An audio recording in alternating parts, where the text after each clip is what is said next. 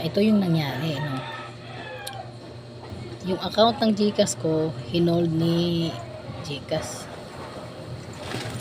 Kasi nga daw, may nag-report na may malicious daw na nangyayaring transaction. Pumunta ako doon sa help center. Kinausap ko yung si Gigi. Tapos yun, binigyan ako ng ticket. Tapos nagpasa ako ng mga document. Nakatunayan na yung GCash sa pag-aari ko. Nagpasa na ako, kinabukasan hindi pa rin mabuksan, restricted pa rin kasi sabi, within 72 hours daw iimbestigahan pa kung may makikitang malicious. Hindi ko sila tinitigilang mag-email na mag-email kasi lagi na lang sinasabi, bawat email ko nagre-reply na makipag-settle ako doon sa complainant, which is hindi mo naman alam kung sino yung complainant. Paano ka makipag-settle, 'di ba?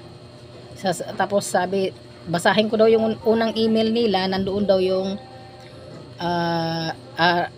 report ng complainant. Wala naman, inulit-ulit ko pagtingin, wala naman doon nakalagay kung sino yung complainant. Kung saan mo hahagilapin. Kung sabi ko, sobrang inis na ako kasi buti kung 1K lang yung laman ng GCash ko, nasa 15K. So ayun lang nangyari. Kinabukasan ulit kasi 26 hinold nila, 27, 28, 29. Kasi nag-expect ako talaga ng 29 tapos na. Araw-araw ako nag-email sa kanila, 2 o 3 email ang ginagawa ko talaga. Kasi sinasabi ko, malinis ang konsensya ko, wala akong ginagawang masama dyan sa GCash ko. Ang nangyari kasi noon, bago pa na hold, may tumawag sa akin nung gabi. Tinatanong niya yung pangalan ko, kung may GCash ako, at ano yung messenger ko. Sabi ko, bakit ko bibigay sa'yo? Hindi naman kita kilala. Tapos, pagkatapos nun, binlock ko na kasi nakadalawang tawag siya eh. Ngayon ang nangyari, nakablock na siya, no? Kinabukasan,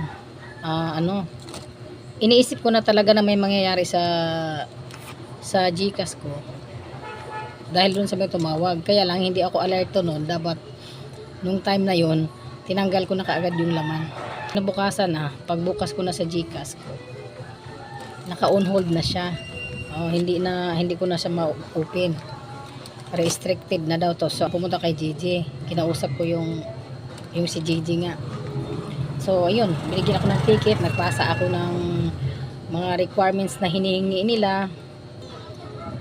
Yung GCash, yung transaction na siyempre nakikita naman nila yun, 'di ba? Kasi computerized. Dapat bistagahan muna nila kung may malicious na nakikita bago nila i-hold yung account mo. Hindi alam ng taga GCash yung perwisyo at stress na binibigay nila sa mga GCash users nila. Yung nag-alala ka sa pera mo, 'di ba? Kung makukuha mo pa o hindi. Isang depression 'yun sa isang tao. Paano yun na lang ang natitirang pera sa kanya? Naisip ba ng GCash 'yun? Hindi, 'di ba? Wala silang pakialam doon. Wala silang pakialam sa mga users nila.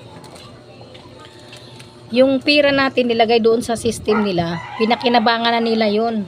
Kung nakinabang man tayo sa GCash cash in, kaunting halaga lang yun, no? Barya-barya lang sa kanila kumpara sa kinikita nila doon sa pirang nilagay natin doon sa kanila. Kaya ito yung advice ko. Huwag kayong maglagay ng malaking amount doon sa GCash nyo. Kasi pag once na mapagtripan ka lang na may mag-report, pagtripan ka lang, 'di ba?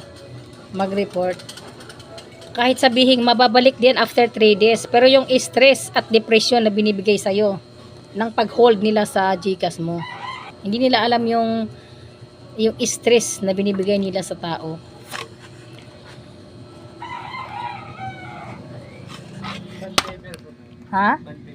Anong size? Sarili mo yung pera, parang pinagkait pa sa'yo, di ba? Yung nangyari sa akin, no, na-lift nga nila yung restriction na ginawa nila sa GCash ko. Pero hindi nila nainisip yung damage na ginagawa nila sa akin. Kahit papaano nagre-reach out naman sila. Kaya lang, yung iniisip mong baka hindi na makuha yung pera mo. 'Di ba? Mahirap yun. Pag mahina ang isang tao, magkukusyon ng depression at sakit sa puso ng isang tao. Kasi mai-stress ka eh. Yung stress nagbibigay ng sakit sa tao. Sana, baguhin ng GCash yung patakaran nila. Bago sila mag-hold, imbestigahan muna nila. Tingnan muna kung may malicious. Diba? Pag may nakitang malicious, saka nila i-hold.